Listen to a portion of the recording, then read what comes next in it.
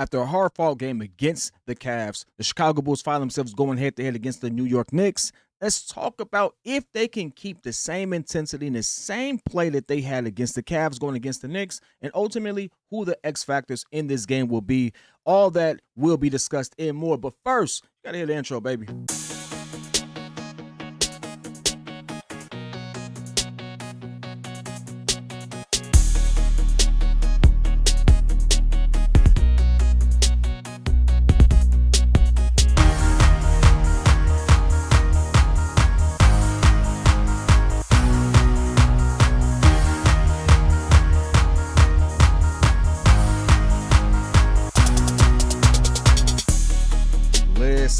Listen. If you're new to the channel, it's your boy P Kid. This is Chicago Bulls Breeze. Do me a favor, like, share, subscribe, leave the 5-star review. As you always know, y'all know what to do. But let's get in tune with what we have coming this evening. The Chicago Bulls are going head up against the New York Knicks. And this is a game that typically has some historical context, some rivalries and stuff like that. Ain't been much since, but, with Tom still being over there and being a former Bulls coach, there's always going to be some links there. And you're happy to see us go head-to-head against that. And hopefully we can revive some of that, rivalry there, because when the Bulls are clicking, the Knicks are clicking, those games always are really fun. But let's talk about some keys of victory here. The Chicago Bulls against the Cavs played well, and they have been playing well for a good portion of the season. It's been some things that have been very costly down the line, and we know what those things are. It's turnovers. Costly turnovers have cost us games in which not only were we in, but we definitely had control of. And so it would sting even more to come into a situation where we have the opportunity, realistically, to kind of bounce back. I know that we're starting to begin tournament play and all that stuff. So we're going to need to actually pick things up. And I'm happy to say that even despite the loss, the fact that we can see competent play and these teams kind of coming together is giving me a sense of hope, and I hope it does that for you as well. But it all boils down to eliminating the turnovers. Turnovers right now, especially against a New York Knicks team, is going to be the thing that kills us because they capitalize on those things. This is a gritty team, as most Tom Thibodeau teams are, and they live on that. They absolutely live on that. And they've actually looked pretty decent as well since they've gotten Karl Anthony Towns in, because realistically, they didn't have a lot of good three-point shooting. He stretches the floor.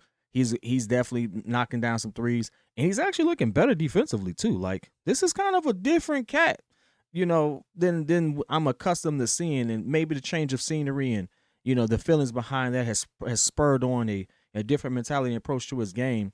But overall, if we eliminate the turnovers, not only can we absolutely compete in this game, but we can win.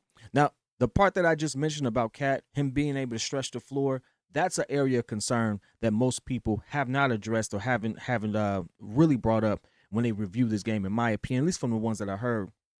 Because him being able to pull Vooch or whoever may be sticking him out of the paint allows for a lot of slashers. And one of the things that we absolutely got dominated by in the last game was points in the paint.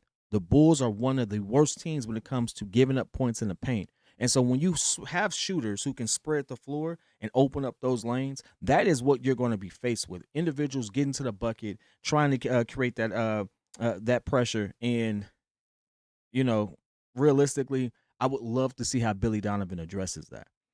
We do have good defenders as well. We did rebound. We have started to rebound better. But again, even with that being the case, for some odd reason, we're getting a lot of these defensive rebounds and stuff like that, but it's not translating into eliminating a lot of the points in the paint. That's a big area of concern as well. Obviously, the Knicks are guard heavy when it comes to superstar power. Jalen Brunson, who may be limited as of this recording, just want you all to know, as of this recording, he seems to be limited. It has not been determined officially if he will or will not be available. That may change within the next 30 minutes. But as of this recording, by 5 different sources, I done checked it. So don't sit there in my comments talking about something, you missed that. Nah, it looks like he's limited. And but I expect him to play. He ended up playing the rest of the game the other day, and they started to cook. And so I expect him to play realistically, unless it's really really bad. You don't want a player to be labored by injury, but if he is, that may be an opportunity for us to kind of capitalize on them being down some talent. Now I will say this: I'm looking at this game, and despite all of the context and stuff here, there is one player who I'm expecting Billy Donovan to start to cut loose a little more because his statistics when he's on the floor and given an opportunity to put up a bucket is kind of staggering. And you all know where I'm going with this. It's Montes. Montes, when he's able to actually allow to cook, and when I say allow to cook, it's not just him being on the floor. A player being on the floor 4 minutes, 5 minutes, and stuff like that, that ain't being allowed to cook, in my opinion. But he's only had 2 games so far in which he's had more than 10 minutes on the floor. And in both games, one, he didn't get a lot of shots. He was 1 of 3. Didn't do well in that one. He had 2 points, but he put up, and mind you, he put up 3 rebounds, 2 blocks, 2 steals.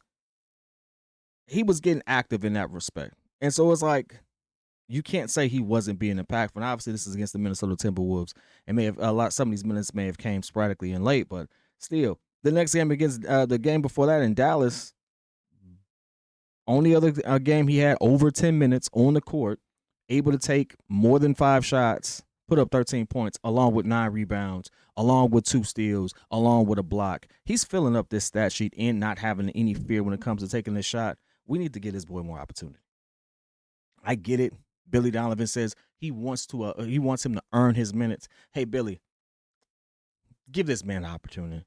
You know why he's already earned it, in my opinion? Because he's giving me rebounding when we put him in a game and give him some position. And then, again, rookie, so give it some leeway on that one. But he's giving me the blocks, he's giving me the steals, and he's not afraid to take the shot. That's stark contrast with what I had to deal with Patrick Williams, who may have given me some rebounds, but consistently not really. Definitely at one point at his rookie season was giving me blocks, but I mean injury and all that stuff kind of happened. But like we ain't really writing and raving about him, but he definitely wasn't pulling it. Let this kid cook. Let this kid development cook. We have something here. The Lithuanian is definitely able to get busy if you give him an opportunity. And don't let this be another first round pick. I mean, he was the number 11 pick, Billy. Come on. Like, listen, Dalen Terry, okay, that's a miss. I mean, let that be an AK problem. But this kid, listen, this kid's definitively an 11th pick overall. Give this man some tick. Y'all already trying to unload Zach LaVine and Kobe White and Nikola Vucevic anyway. Let this boy cook, because I would love to see it, and there's no better time to actually see it by having him get those reps. And yeah, it is going to be a tough opponent, but this would be the perfect opportunity to see what he has. And there's no grittier team. Well, let me take that back. There's very few teams that are grittier than the New York Knicks.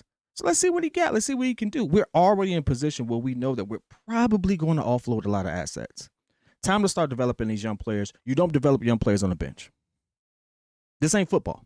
He's not sitting there watching he has to get on the floor. So go ahead, put him on the floor. I want to see it. I know the fans do too. Let me hear your thoughts. Whether it's love, whether it's hate, put it in the chat. I am predicting a close game.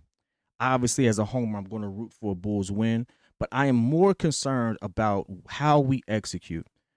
If we can work on how we execute, eventually that will translate into wins, but I just want to see everyone on the same page. If we can do that, eliminate the turnovers, we have a win. I'm not going to put in the score because I've seen Knicks games go as low as like 80 to 90, like it was the 90s, as high as 125. There is no way. It all depends on the grit and grind of this particular game, because this can get ugly and this could be really, really close. But I want to hear your thoughts, man. Let me know how you feel about it overall. Whether it's love, whether it's hate, put it in the chat. I'll be in there with you. Till next time. Peace.